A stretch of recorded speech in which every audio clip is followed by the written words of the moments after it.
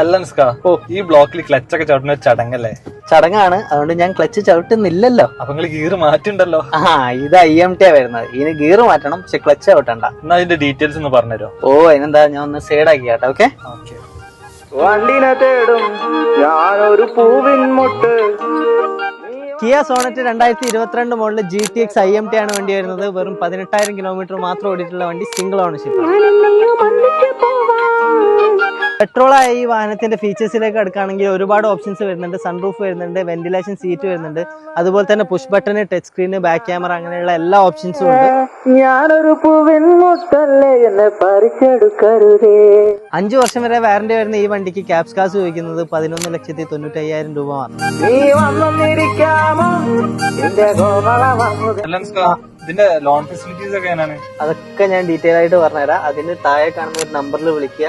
അപ്പൊ കൂടുതൽ ഡീറ്റെയിൽസും കാര്യങ്ങളൊക്കെ അപ്പം പറഞ്ഞു തരുന്നതായിരിക്കും. അപ്പോൾ അടുത്ത വീഡിയോ ആയിട്ട് വീണ്ടും കാണാം. ബൈ.